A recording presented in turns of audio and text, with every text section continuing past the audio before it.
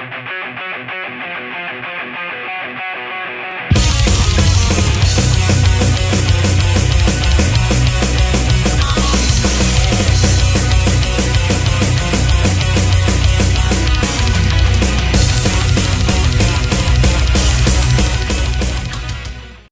hello everyone. Welcome to the Metal Galaxy, where we at Kaltenbach Open Air Day 3, where we have here Thyrfing. Welcome, Patrick.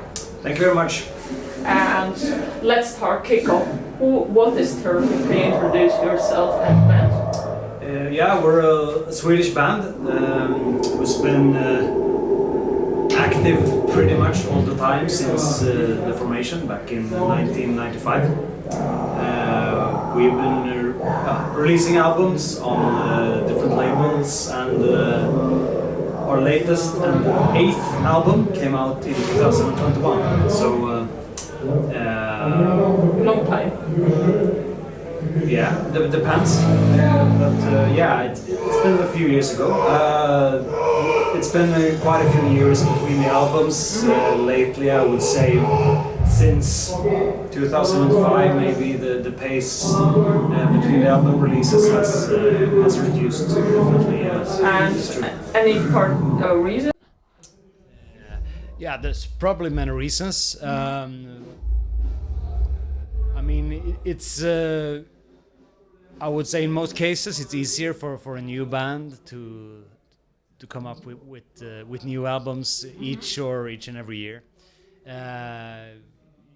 I think after a while you reach some kind of level where you feel that if you want to do something new, it should measure up or hopefully be even better than the stuff you did before, and obviously that gets a bit harder for each release. Yeah. And you have any ideas of a new album? Anything? I would lie if I would say it would be in the barrels right now, but I mean, we always have thoughts about the things in your head about the next release, what it's gonna be, how it's gonna look like, what you're gonna go for.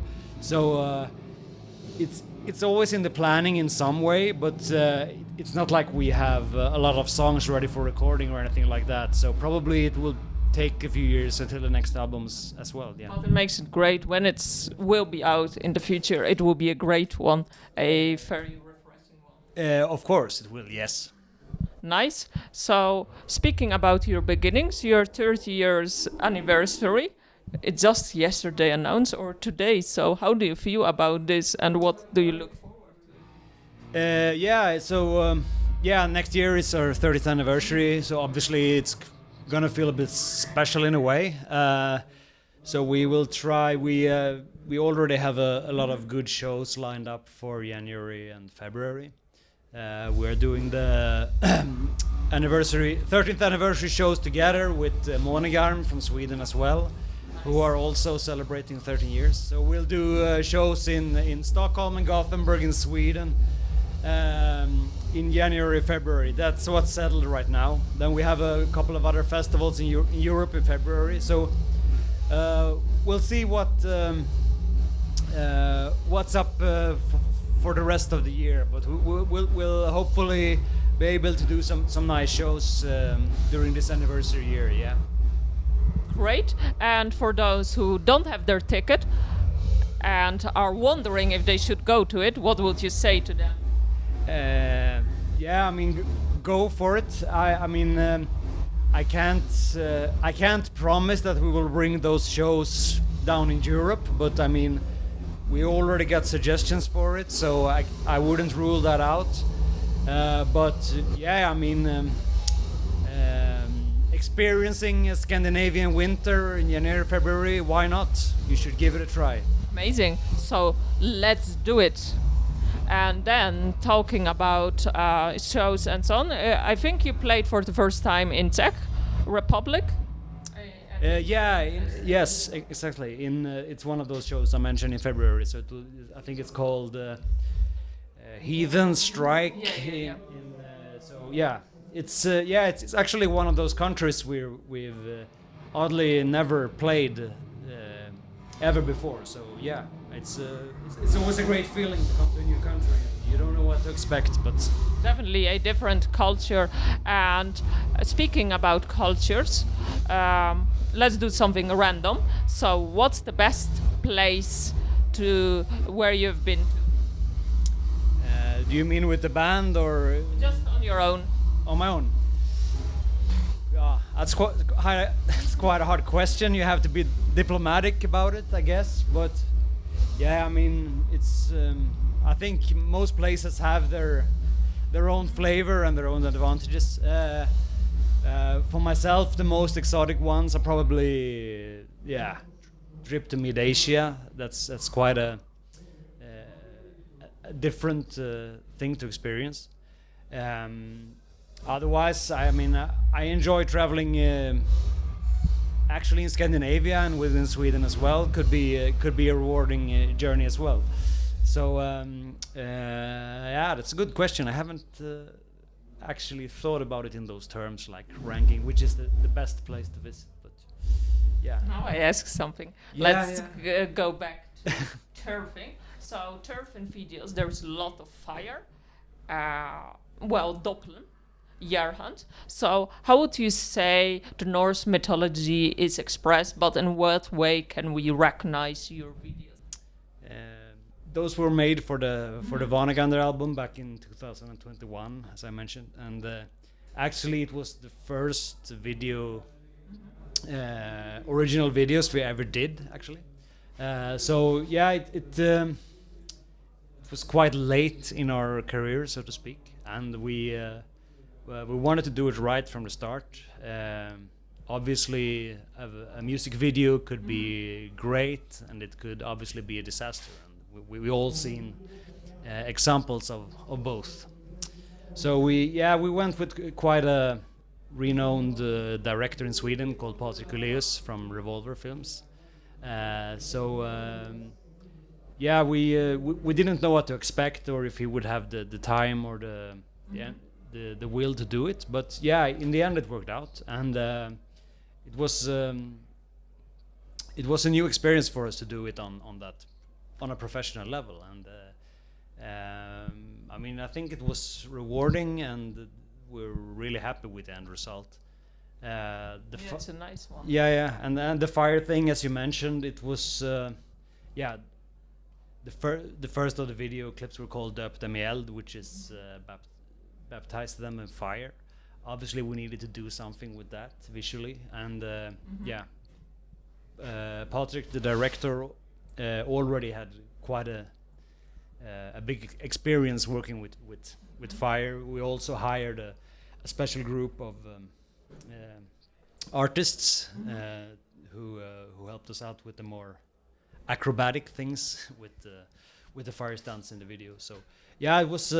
We were also part of filming those parts and helped out with props hey, keep this torch, okay, I hold it, and so on. So yeah, it was nice. It was a good experience. Yeah. Yeah, I love the videos. They're really, and if you like you're in Sweden, it's a great one. I'm just great. So let's talk about Viking. According to biography, it's Viking, pagan, black, or something. Yeah. That's a hard one also. Yeah, I mean, I don't know if there's any need really to put you into that exact small folder, but I guess.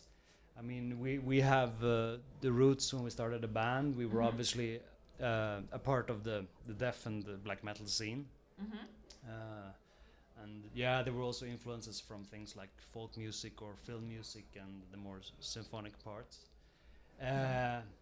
Great. And yeah, this tag Viking metal came up, and I mean, I don't know what does that mean really? It could be very different if you want to get a grasp of the actual music and how it sounds like.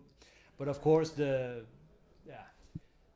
cover artworks, the general imagery and the lyrics, and the whole atmosphere, it could maybe be a good term to sum those up, regardless of how the music sounds. But yeah, I mean, that really doesn't say much how the actual sound of the music and the melodies and so. Yeah, it's a strange term. They saw a bunch of Swedish, and it was like, hey, you're a Viking, and maybe that's where. That's one way to see it, yeah. But there's also bands from outside of Sweden or outside of Scandinavia who are pretty lumped together in the same sack about that. Interesting. And speaking about music and so on, what would you say with life experience? As you released a few albums, so how do you keep each life experience different, or you just build up? You use the set list. How does a Thyrfing show look each year? Yeah, we have quite a steady core, I would say, of songs that we play. That is, there are some different aspects into it. The songs that we enjoy playing ourselves live, that we feel that we could bring to stage in a good way. But you also have to weigh in, what do the people would like to hear? So it's a balance there. We also, so I mean, each year maybe you want to bring something new in, or something goes out of the set, and the same thing obviously with an album release, you want to bring in some new songs, and then maybe some old ones need to go. So what's new in Kaltenbach Open Air? What new songs? You will see. Nice. So we will see. We might cover a video. We will see. But then I have the last question. Speaking about Kaltenbach, you played, I think, before in Kaltenbach, different location. So how is it to be back? And you didn't play yet, but first impression. And what do you think about it? It's exciting for sure. I mean, we played here, I think it was 15 years ago, actually. The memories are a bit vague from that whole trip and that whole experience. But we have good memories of it. Otherwise, we wouldn't come back, obviously.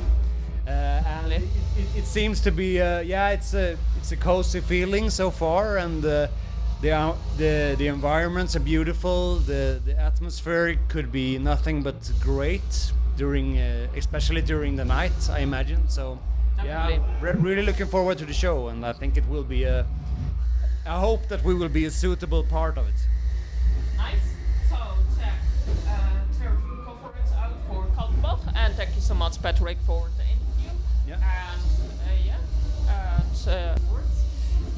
I hope for those who were at Kaltenbach, I hope you enjoyed the show, and otherwise hopefully we'll be able to see you somewhere else during 2025.